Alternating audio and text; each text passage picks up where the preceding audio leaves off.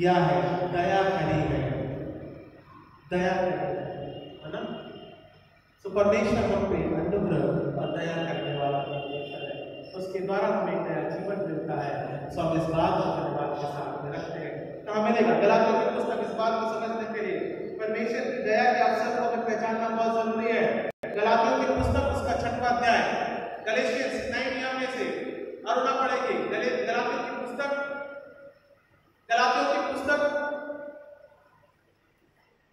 उसका 6वां अध्याय। अरुणा सिस्टर गलातियों, अरे वाह आज तो गालियां आई है, वेरी गुड। गलातियों की पुस्तक उसका 6वां अध्याय 8, 9 और 10 पद।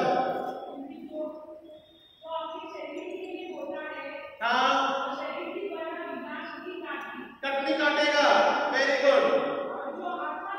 और जो आत्मा के लिए होता है अनुग्रह के द्वारा, जो आत्मा के लिए होता है, the one you saw with the spirit, है ना, आत्मा के माध्यम के द्वारा परमेश्वर की आत्मा में जो बोया जाता है वो आत्मा की कटनी काटेगा। अच्छे फल बोगे, अच्छे बीज बोगे तो अच्छे फलों को भी हम काटने पाएंगे, ठीक है। और फिर उसके बाद में न छोड़े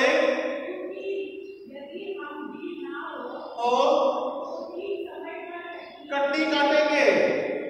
आगे क्या लिखा है? हाँ, भलाई करें विशेषकर विश्वासी भाइयों के साथ, है ना। विश्वास के रूप में परमेश्वर हमको और आपको एक साथ जोड़ने के लिए कहता है।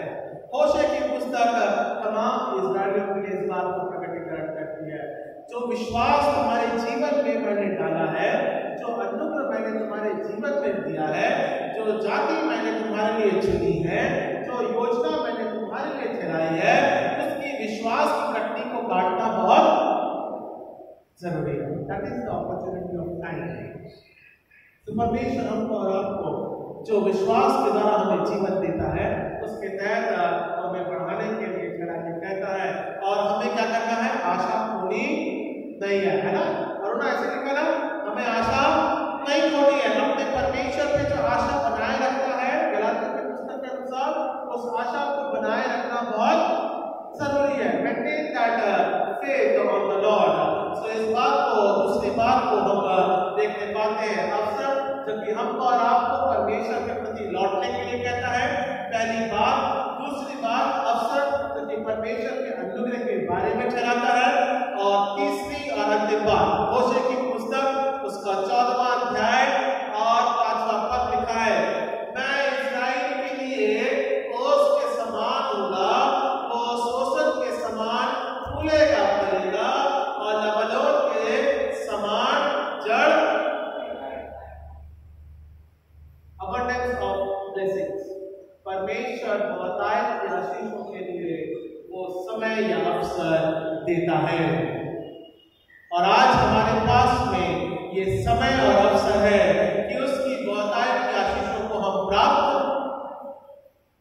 उसके वेदी के समक्ष हम आते हैं, जब उसके पवित्र हैकल में विनती करते हैं, अपनी सारी चिंताओं, प्रार्थनाओं, धन्यवाद के विषय, आराधना के विषय को जब हम लेकर आते हैं, ये वो समय होता है जहां पे परमेश्वर हमको बहुतायत की आशीष प्रदान करता है। ये वो स्थान होता है जहां पे हम बहुतायत की आशीषों को प्राप्त करते हैं। इसलिए मैंने बोला था, जब हमें आशीष प्राप्त करनी है, जो ट्रेन हमने तैयार करी है, जो परमेश्वर ने तैयार करी है, विराट चर्च गेट की, उसे प्राप्त करना बहुत बीच में उतरना, वरना आशीषों को हम खो देते हैं, है ना। आशीषों को हम खो देते हैं। परमेश्वर चाहता है कि हम उसके आशीष में बने रहें। इस बात को समझने के लिए मेरे निकाल लीजिए 2 कुरिन्थियों 9वां अध्याय। मेरे को ये विषय के ऊपर बोलने के लिए बहुत देरों से पवित्रा दीदी बोल रही थी ना, इस विषय के ऊपर बोलने के लिए, और दौड़ भी बोल रही थी, क्या पादरी साहब तुम बोलते नहीं हो। मैंने बोला ठीक है, आज मैं विषय के बारे में बोल ही देता हूँ। पढ़ो 2 कुरिन्थियों उसका 9वां अध्याय और 6, 7, 8, 9,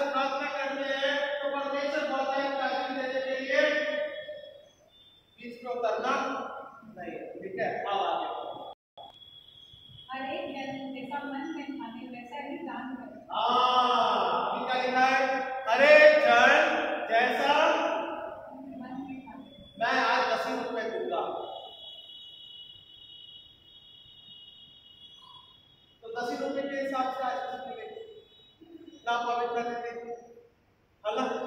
चिल्लर में हम अगर परमेश्वर को रखेंगे तो परमेश्वर भी, और ऐसा नहीं है जो है वो भी रहेगा, ना डर जाए, बराबर है। तुम परमेश्वर अगर चिल्लर में दोगे तो परमेश्वर भी तुम्हें मसला में ला देगा। ये खुल के बोल रहा हूँ, ठीक है। उन्होंने पादरी साहब बोलते हैं, बहुत कम बोलता हूँ पर बोलता हूँ, फिर उसके बाद ना खुल के तुमने जो सोचा है वो सोच से भी बढ़ करके हृदय के रूप में जब परमेश्वर को आप अर्पण करते हैं, देने के प्रति बोल रहा हूँ, संसारिक भेंट के बारे में बोल रहा हूँ, बराबर है, संसारिक जीवन के बारे में बोल रहा हूँ, उसके प्रत्युत्तर के बारे में बोल रहा हूँ, देने के प्रति के बारे में बोल रहा हूँ, आशीष को ग्रहण करने के बारे में बोल रहा हूँ। यदि हम, हाँ फिर से पढ़ दीजिए एक बार, ना खुल के और ना दबाव से परमेश्वर हट देने वालों से प्रेम रखता है, और क्योंकि परमेश्वर हट देने वालों से प्रेम है ना। तो मन में क्या सोचते हो उससे भी ज्यादा उत्तमता के रूप में परमेश्वर हमें देता है ना। तो परमेश्वर हमें उत्तमता के रूप में देता है, वो कुछ सोचता नहीं है कि मैं इससे क्या जवाब करके दे रहा हूँ, है ना। समय देरी हो सकती है ना, सरकार मिलता है, ताकि पुस्तक के अनुसार हमने पढ़ा ना, 1000 वर्ष एक के बराबर और एक 1000 वर्ष के बराबर है। हमने ऐसे पढ़ा है इसमें, भले ही मेरी आगे पीछे होगी तो परमेश्वर उत्तमता में कभी कमी नहीं रखता। पर हम क्या सोचते हैं, आज के दर्शन पे ही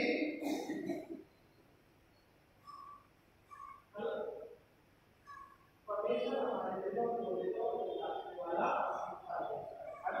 तो इस बात को ध्यान दें, फिर से पढ़ो। जैसा मन में खाने वैसा ही दान करे, जैसा मन में खाने वैसा ही दान करे, ना बोल के ना दबाव से, क्योंकि परमेश्वर हट से देने वाले से प्रेम रखता है। कैसे वाले से प्रेम करता है, कैसे देने वाले से प्रेम करता है। क्या मेरे पास अभी 10 रुपए है, आगे का दिन पता नहीं चलेगा कि नहीं चलेगा। अभी गौरव 100 रुपए लेकर आया, बाबा 100 रुपए है मेरे पास में, अगर 50 रुपए दे दूंगा, 100 रुपए चंदा डाल दूंगा तो मेरे को कहना सकता पर चलाना है, कैसे चलेगा मेरे पास ना गौरव।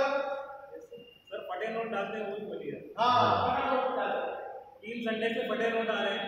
अच्छा फटा नोट डालते हैं। तो चिल्लर, जैसा हम चिल्लर में देंगे परमेश्वर वैसे ही हमारे जीवन को हर अच्छी उत्तम